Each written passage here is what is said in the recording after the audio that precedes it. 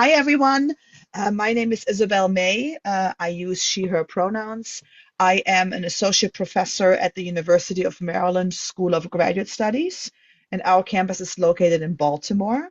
I am the project lead and contact PI for this program. I direct a science communication certificate program in our School of Graduate Studies, and there's three major, really thematic areas to our program: science communication, entrepreneurship, and gerontology. And each three of us represent one of those. So I have the honor to represent science communication. Hi, everyone. I'm Diane Martin. I'm an associate professor in the School of Graduate Studies at University of Maryland, Baltimore, co-PI with Dr. May, Isabel, and Dr. Kuchar on this project. I am a gerontologist. We have a master's program in gerontology, a PhD in gerontology, and I also direct our aging and applied thanatology certificate program. We also have a geriatrics and gerontology education and research program, and I direct that as well. Good morning, Jim Kuchar, Associate Professor of Social Innovation at the University of Maryland, Baltimore. I lead a program in social entrepreneurship. I've been an entrepreneur off and on most of my life, and have done startups in healthcare, financial services, entertainment production, spent a number of years in corporate America and in corporate finance. So I think you know which leg of the stool I represent here. As I mentioned before, there's three major themes to our program: science communication, entrepreneurship, and gerontology. It's a 10-month program. It is hybrid, so there's an in-person component, some immersive learning structures built in at the end of the 10 months. So there is a 2.5, we'll talk about this in more detail in a few slides, but think about the in-person components bookending the program. At the beginning, and then towards the end, there's another 1.5-day in-person session that we will have our fellows come to Baltimore for if you're not already in the area. We have funds to pay you for coming here, so this is not something that you will have to pay for on your own. The rest of the time, the months in between, are what we call the online synchronous and asynchronous modules. So this is all based on online learning. There's going to be some sessions where we're all going to be together on Zoom or on whatever platform we choose to use. And there's going to be some asynchronous work as well as synchronous meetings online with your mentors, whom you're going to be meeting at the beginning of the program in that first in-person component. And at the end, again, the culminating showcase, just to give you sort of a physical overview of what the 10 months will look like. So let me talk about the ESCAAR Summer Institute at the beginning. It focuses on, it's a 2.5-day in-person workshop in Baltimore. It's really focused on team building, mentorship. We'll have panel discussions, workshops. It is a time for you all to really, there's going to be some prep work, but also for our fellows to have the time to meet each other, to build a community with us, with your mentors, with each other, to really do this work around exploring your research in aging-related topics and themes, and to sort of go on a maybe a course of discovery or with us over the 10 months of what of these ideas might have some potential for broader dissemination as well as for potential commercialization. And Jim, would you want to talk a little bit about sort of our approach towards entrepreneurship, innovation, what our expectations are for our fellows at this point? Sure, happy to. So I think the most important thing to understand for those of you interested in the program at this point is there's no expectation in this particular journey that you would finish your time with us by actually launching an enterprise of some sort. So it's really, as Isabel said, a journey of discovery about whether an enterprise might be feasible, but then again, you might also determine that the best path to disseminate your research might be a public policy initiative. It might be deeper into pure bench science to develop things further. There's a lot of different ways it could splinter out, but rest assured, we have no expectation that you finish this time with a venture capital ready proposal.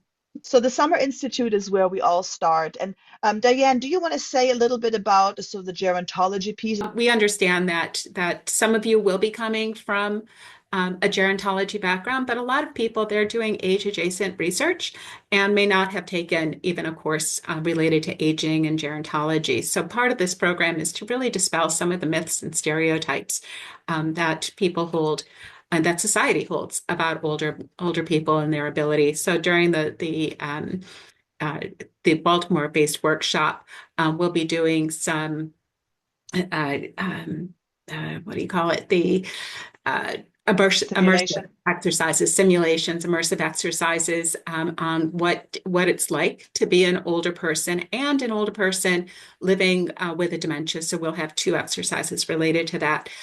Throughout the program, you'll have an opportunity to kind of take a look at some of the marketing materials that are developed specifically for older people or the aging process and kind of think about how could they be rewritten using that science communication and dispelling stereotypes umbrella that you're going to gain as being part of this program as well.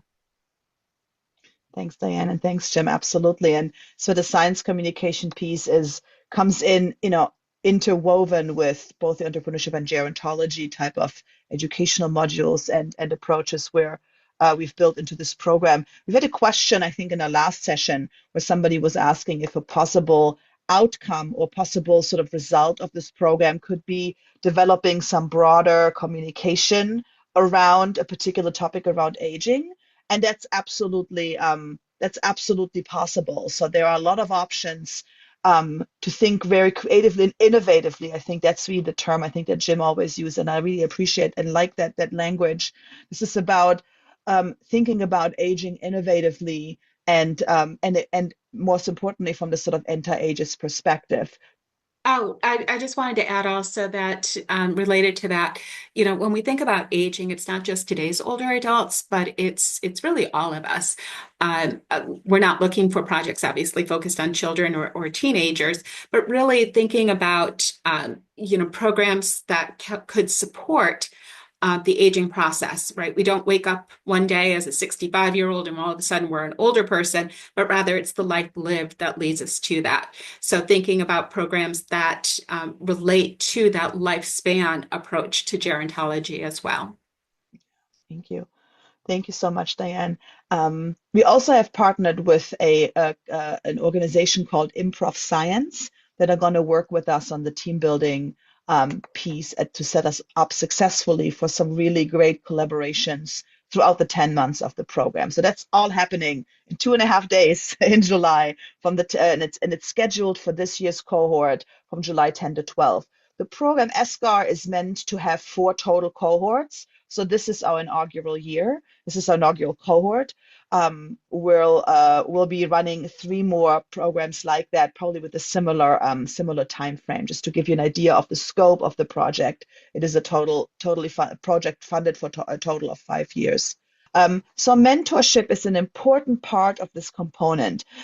There'll be some curricular kind of activities, modules, workshops, discussions, it's readings, etc. But the core really is the work that we want you to do with the research you're doing and really transforming that, thinking about it innovatively from different perspectives. And mentors play a very important role. We have partnered with 5 faculty members at UMB who have 4 of them have an emphasis around aging related topics in the areas of broadly public health, pharmacy, bench science, and policy.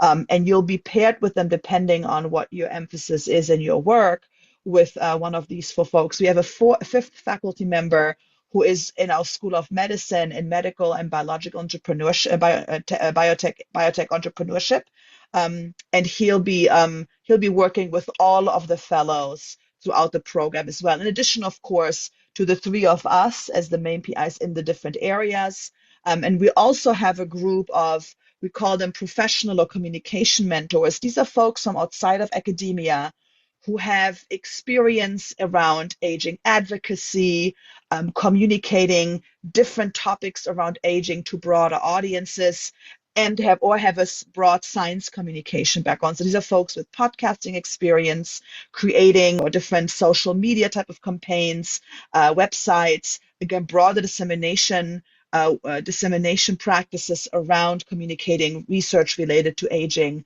as well as other science areas. And so those are also going to be working with you. You'll meet these folks in that 2.5, the fellows will meet those folks in the 2.5 day Summer Institute in Baltimore, but they'll be working through the entirety of the program and really support you in shaping your project, thinking through your project, and guiding you that way. Let's see. Our online curriculum, which will run from August to March. These are monthly themed workshops and speakers. There's Zoom sessions, activities, discussion boards, feedback fora. The focus really is on what we would call developing a portfolio, because the portfolio, and this can look different depending on what you're focusing on, is sort of the accumulation of what you're working on throughout the 10 months. And the curriculum is set up with tools and practices to support you to develop the best possible, product. And by product, we don't mean like, here is my company that I'm going to launch, but whatever you choose to work on, whatever comes out of your work at the 10 months. And as Jim was saying earlier, that could be maybe a more fully formed plan. This could also be for a enterprise focused type of development, but it could also be something around policy change, around broader dissemination, et cetera, right? So it is really set up for folks to be successful and to develop these practices and skills that often scientists and academicians like us, we don't get that in our training, pre-doc, post-doc, because the focus is rightfully so heavily on the content. So these kinds of different practices that are so important in today's competitive environment, that's what this program is meant to equip you with, and by taking you through a 10-month journey to develop these on a topic that of your choosing from your own research. The Spring Showcase is, again, the bookend of our program. It's scheduled from April 19th to 20th in 2027, so next year, April. And this is where fellows will present the work, their quote unquote portfolios.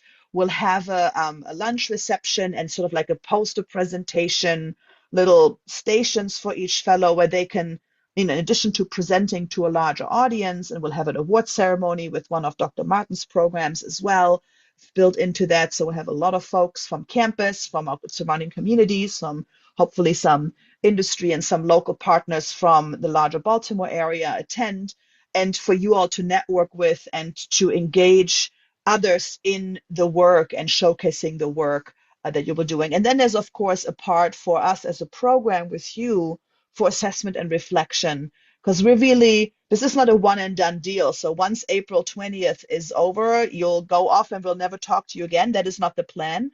We are building in ways to support our alums post completion of the 10-month program. And we're also looking forward for our fellows from the first cohort to work with the next cohort to really develop a community of researchers around aging related topics who are interested in innovative ideas and this broader dissemination, and rethinking more creatively and innovatively around aging solutions around aging and aging related topics. Benefits for fellows is we do pay a modest honorarium / stipend / funds. This all depends on depending on how you're funded and how we can do that. And we can talk about this more a little bit later, but there is some level of compensation or of support that we can provide for you, in addition to the travel and lodging for you fellows to come to Baltimore in June 26 and April 27. You'll get the personalized mentorship from a large group of people. So this is I think, one of the way we designed this program is for fellows to really have the opportunity to pick the brains of a lot of folks with different experiences and expertise to really shape your work in variety of different facets. You'll walk out of it with sort of a professional portfolio you've developed, and also with sort of network connections within the national networks that all of us have access to. So that's something we really value and we really want folks to walk away with.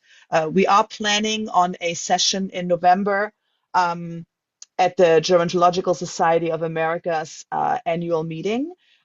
So that's another piece we would like folks, if you're not already connected with GSA, this is certainly the way to do that.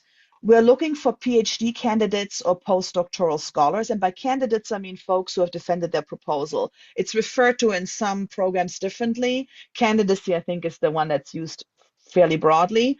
But we would like for PhD folks who apply for a program, by the time they start our program in June, we need you to be post-candidacy. So we need to be in candidacy, so having defended your proposal.